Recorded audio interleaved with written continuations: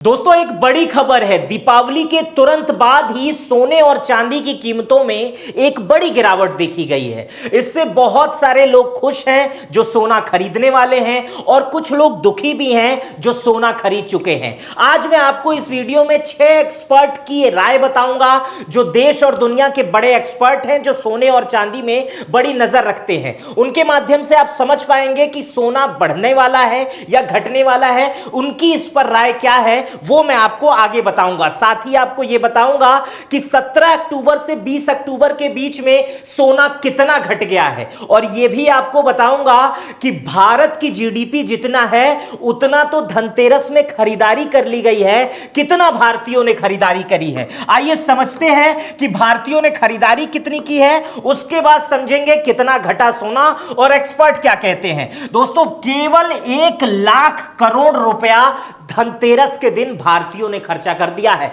1 लाख करोड़ रुपया, इतना किसी देश की जीडीपी होती है। इतने का तो खरीद के सोने और चांदी का हम लोग पूजा कर लिए। पाकिस्तान की जीडीपी से देखेंगे तो पाकिस्तान की जीडीपी का ये 5% है, मतलब उतना तो हम पूजा करने में लगा देते हैं। और कितने देश हैं अभी आगे मैं बताता हूं जिसमें केवल 60,000 करोड़ रुपए की तो सोने खरीदे गए हैं। सोना और चांदी, और ये पिछले वर्ष की तुलना में 25% अधिक है।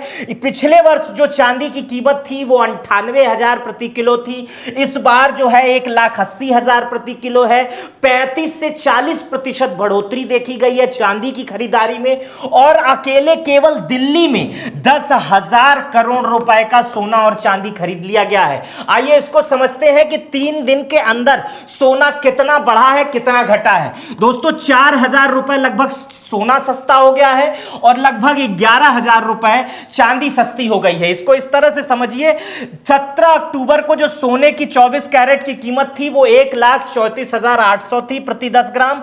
उसी तरह 19 को इसकी कीमत 1,32,400 हो गई 10 प्रति 10 ग्राम। और 20 अक्टूबर को 1,30,860 रुपए प्रति ग्राम हो गई। मतलब कुल जो बचत हो रही है, कुल कमी जो आई है वो 3,940 रुपए की, लगभग 40 रुपए की। और विशेषज्ञ कह रहे हैं कि बाजार खुलते ये और सस्ता होने वाला है। 17 अक्टूबर को इसी तरह 17 अक्टूबर 2025 को चांदी की कीमत 1,70,000 थी। 19 अक्टूबर को 1,70,000 रुपए प्रति किलो पर स्थिर रहा है। लेकिन 20 अक्टूबर को 1,59,515 रुपए, लगभग 10,385 रुपए की कमी चांदी में देखी गई है। विशेषज्ञों का मानना है कि सोने और चांदी की कीमत में गिरावट वैश्विक आपूर्ति की अधिकता के कारण और निवेशकों ने जो प्रॉफिट बुकिंग कर ली है उसके कारण हो रही है। उन्हें उम्मीद है कि आने वाले दिनों में कीमतों में और गिरावट आ सकती है, जिससे निवेशकों की खरीदारी के लिए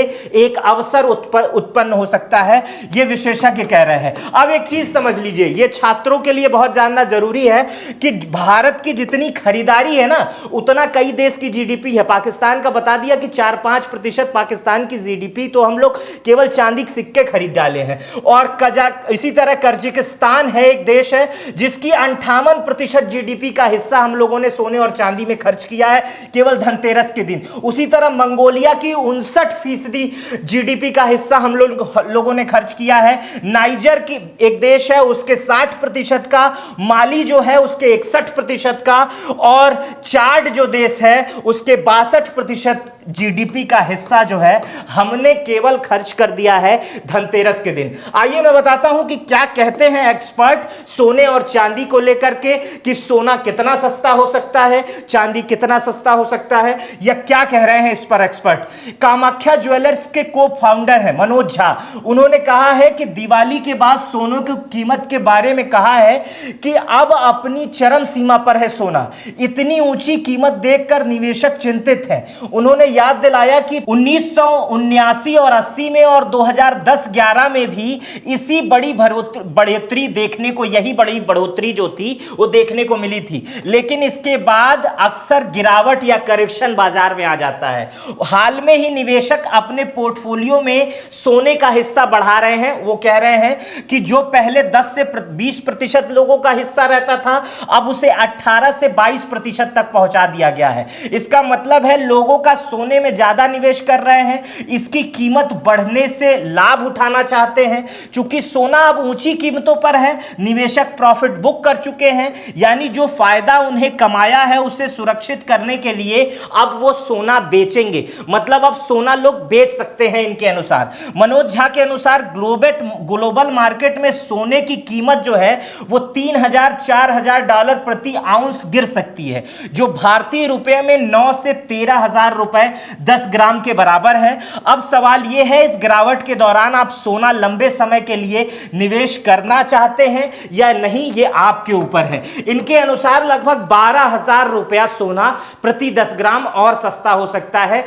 मतलब 30 पर है तो सोना 1,18,000 से 1,15,000 से 1,18,000 आने वाले कुछ समयों में जा सकता है। लेकिन आने वाले कुछ समयों में लगन तेज है, इसलिए हो सकता है सोने की कीमत अधिक ना हो, सोने की कीमत में स्थिरता बनी रहे, लेकिन सोने की कीमत में कमी आएगी दिसंबर के बाद, ऐसा कई विशेषज्ञ कह रहे हैं, क्योंकि अमेरिका में उस समय यूरोप में क्लोजिंग का वक्त होता है। चलिए, और 6-5 विशेषज्ञ जो है इनकी राय भी आप जान लीजिए कि ये 5 विशेषज्ञ क्या कह रहे हैं। प्रवीण सिंह जो है वो शेर खान कंपनी में सीनियर फंडामेंटल एवं रिसर्च का काम करते हैं। ये कहते हैं कि भविष्य में प्रवीण सिंह के अनुसार सोने और चांदी की कीमतों में गिरावट एक स्वस्थ बाजार में सुधार का हिस्सा है, और क्योंकि अमेरिका फेडरल रिजर्व की ब्याज दरों में कटौती की संभावना है जो इन धातुओं के लिए अनुकूल है, यानी सोने और चांदी सस्ते हो सकते हैं। इनके अनुसार भी सोने और चांदी के रेट गिर सकते हैं।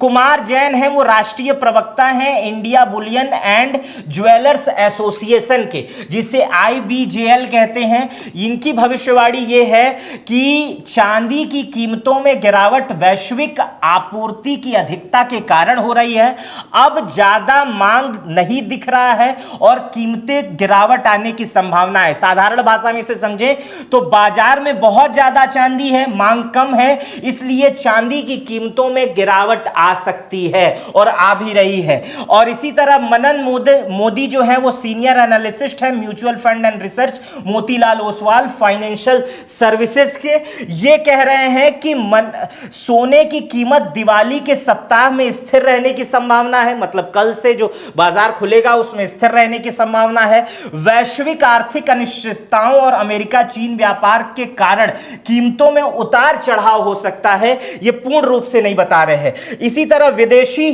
फिलिप फ्लैक्लिप जो है वो ब्रिटिश अर्थशास्त्री हैं, इनके अनुसार जो है सोने और चांदी की कीमत में दीर्घकालिक वृद्धि की संभावना है, विशेषकर वैश्विक आर्थिक अनिश्चितताओं और केंद्र बैंक की नीतियों के कारण। ये बता रहे हैं कि इसमें वृद्धि की संभावना है, ये दाम बढ़ सकते हैं। और इसी तरह स्टीव लीव जो अमेरिका के अर्थशास्त्री हैं और निवेशक और सलाहकार भी हैं, इन्होंने कहा है कि चीन की बढ़ती आर्थिक शक्ति और वैश्विक वित्तीय प्रणाली में बदलाव के कारण सोने और चांदी की कीमत में दीर्घकालिक वृद्धि होने वाली है। मतलब अभी के विषय में ये कुछ नहीं कह रहे हैं, लेकिन ये कह रहे हैं कितना भी कम हो ले, ज्यादा हो ले, सोना है इसकी कीमत बढ़ेगी। अगर आपको निवेश करना है तो सोने में निवेश करने का कोई भी समय उचित होता है, ये कह रहे हैं। लेकिन लॉन्ग टर्म इन्वेस्टमेंट वालों के लिए कह रहे हैं, शॉर्ट टर्म वालों के लिए नहीं कह रहे हैं, जो अभी खरीदारी करते हैं या बेचते हैं। जिन्हें गहना खरीदना है वो खरीद लीजिए। आज जैसे पहले सन 2000 की बात मैं बता रहा हूं, सन 2000 में सोना जो था वो 3-4 हजार रुपए था, आज 1,32,000 30,000 है, तो बहुत बड़ा अंतर है। जो इन्होंने उस समय निवेश किया आज वो कितने गुने आगे हैं, आप समझ रहे होंगे। तो आशा करता हूं मेरी ये सारी बात आपको समझ में आई होगी। मेरी दी गई राय इंटरनेट से प्राप्त सोर्स के आधार पर है, बाकी आप किसी भी तरह की अपनी राय जो बनाना चाहते हैं या खरीदना चाहते हैं, इसके लिए आप एक बार अपने विशेषज्ञों से सलाह जरूर लें और इसके विषय में और भी इंटरनेट से आप स्वयं जानकारी प्राप्त कर ले। मैंने भी इंटरनेट से ही प्राप्त करके आपको जानकारी दी थी। मेरी ये वीडियो आपको कैसी लगी मुझे आप इसकी राय कमेंट बॉक्स में बताइएगा। लेकिन इस वीडियो के बाद एक और जरूरी सूचना मैं आपको देना चाहता हूं, वो उत्तर प्रदेश सरकार से संबंधित है और उत्तर प्रदेश के निष्पक्ष भर्ती और रोजगार के मिसाल से संबंधित एक खबर है जिसको मैं आपको बताना चाह रहा हूं कि जहां पर 2012 से 2017 2017 तक उत्तर प्रदेश में सिर्फ 1,38,000 नौकरियां सरकारी दी गई थी, जब 2012 से 2017 का समय था। वहीं पिछले 8.5 वर्षों में 8.5 लाख युवाओं को सरकारी नौकरी दी गई और यह पूरी तरह से पारदर्शी रही। भर्ती में युवाओं को बराबर अवसर दिए गए और 60% तो केवल हिस्सेदारी पिछड़े वर्ग की, अनुसूचित जाति की और अनुसूचित जनजाति वर्गों को ही आरक्षण मिला और 60% भागीदारी रही। पिछले 8.5 वर्षों में कोई भी भर्ती ऐसी नहीं हुई जहां पर कोई विवाद देखा गया। हर भर्ती में सीसीटीवी और बायोमेट्रिक का पूरा इस्तेमाल किया गया। भर्ती इतनी निष्पक्ष थी कि युवाओं के चेहरे पे सदैव मुस्कान रहता था। इसी के साथ सरकारी नौकरियों के अलावा उत्तर प्रदेश में बहुत बड़े स्तर पर रोजगार मेलों का आयोजन किया गया, जिससे 14,64,000 युवाओं को नौकरी दी गई। 14,64,000 युवाओं को सरकारी नौकरी दी गई। इसी तरह उत्तर प्रदेश पुलिस में पहली बार ऐतिहासिक भर्ती की गई, जिसमें 60,244 पदों को चयनित किया गया, लोगों को चयनित किया गया, कांस्टेबल चयनित किए गए और इसमें केवल 12,048 तो केवल महिलाएं ही थी। मतलब महिला शक्ति को कितनी ज्यादा तवज्जो दी गई कि 60,244 में 12,000 महिला रिजर्व थी, मतलब आनी ही थी। राज्य में रिकॉर्ड स्तर पर निवेश आया है उत्तर प्रदेश में। इससे जानकर हैरानी होगी आपको कि 35 लाख करोड़ रुपए का निवेश आया है, जिससे भविष्य में 60 लाख लोगों को रोजगार मिलेगा। निजी कंपनियों में 35 लाख करोड़ का निवेश आया है।